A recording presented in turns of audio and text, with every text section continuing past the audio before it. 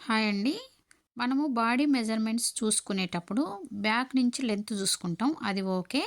అయితే బ్యాక్ పార్ట్‌లో లెంత్ ఎంతుంది చూసుకున్న తర్వాత ఫ్రంట్ పార్ట్‌లో లెంత్ ఎంతుంది అని ఎంతమంది చూసుకుంటున్నాం చెప్పండి?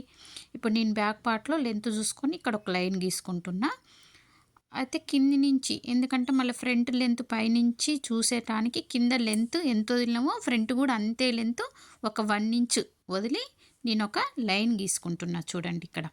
ఈ లైన్ గీసుకున్న తర్వాత ఇప్పుడు మనము బ్యాక్ పార్ట్ నుంచి లెంత్ చూసుకుందాం. ఓకేనా? ఇప్పుడు చూడండి ఇక్కడ బ్యాక్ పార్ట్ లెంత్ మనకి ఎంత వచ్చింది అంటే 14.5 వచ్చింది.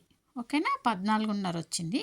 ఆ తర్వాత ఇప్పుడు మనము ఫ్రంట్ పార్ట్‌లో లెంత్ చూసుకుందాము. అయితే ఇప్పుడు ఈ డమ్మీ మీద ఏంటంటే చెస్ట్ అనేది చాలా తక్కువ ఉంది.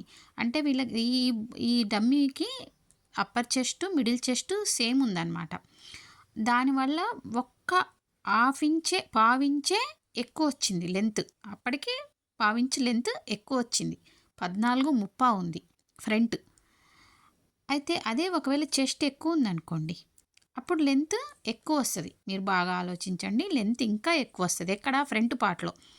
మరి ఎంతమంది ఇవన్నీ చూసుకుంటున్నాం చెప్పండి బ్లౌజ్ కటింగ్ చేసేటప్పుడు? ఇప్పుడు ఫ్రంట్ పార్ట్‌లో ఈ గ్యాప్ జూస్తున్నా. ఇదెంతొచ్చింది?